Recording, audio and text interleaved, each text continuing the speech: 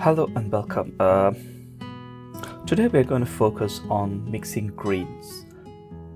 So in this reference photo, we got like three different kinds of greens that we can focus mixing on.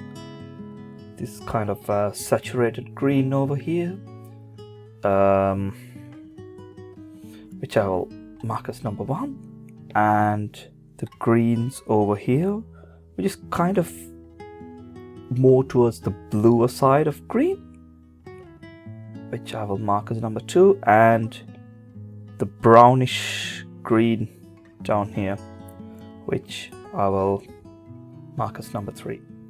So let's look at how we can try to mix these greens with fewer pigments as possible. So I've got a color wheel. This is from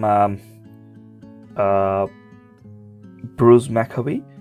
It's from handprint.com. I will leave the link in the description below, and you can use this to like practice mixing colors, like the green that we are going to do. How this works is they have mapped each of the like single pigment colors and where they would fit in the color wheel. I usually use Hansa Yellow Light, which is over here, and Cobalt Blue. So using these, the colors that I can mix would like fit in this line over here. Using these, the green that I want for my number 1 is somewhere closer to here, somewhere around here. So what I would do is I would need another color, something more towards red to get that. So I probably would use yellow ochre. Let's say if I use yellow ochre here, the colors that I can mix would be within this triangle. And I would want something around here, which I will mix for my green mix number 1. With regard to green mix number 2, it's more towards the bluer side here. So I do have cobalt teal blue, or I could use even a bit of a kind of a cooler blue like cerulean something to get that.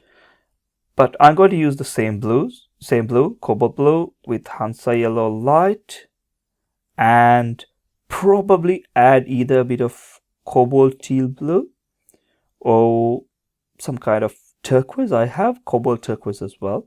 So either one of them, and try to get that green number 2, which would somewhere, I think, fit somewhere around here.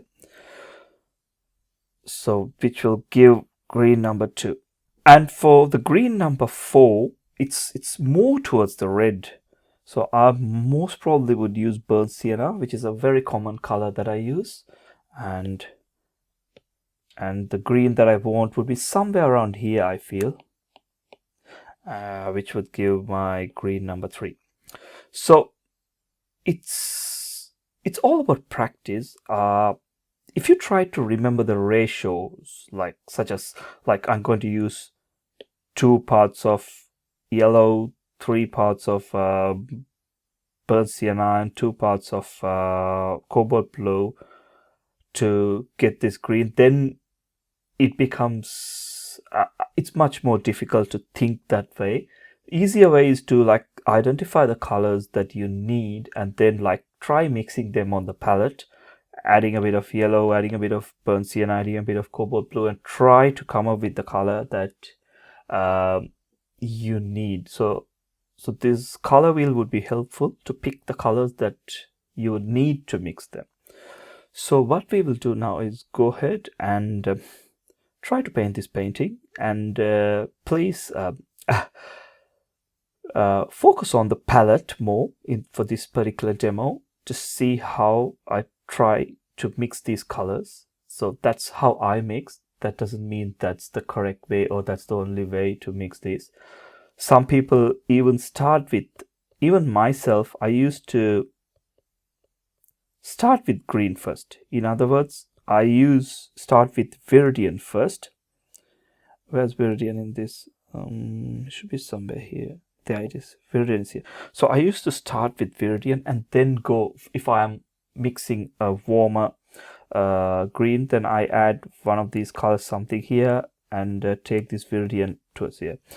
Or if I want something, so I move towards burnt sienna and get the range of colors around here. So that's also a good way of mixing. Start with a green that you know, something that would be a single pigment like Viridian, and then add the warmer colors, the reds you need or the blue, and try to move the Viridian towards the color that you need.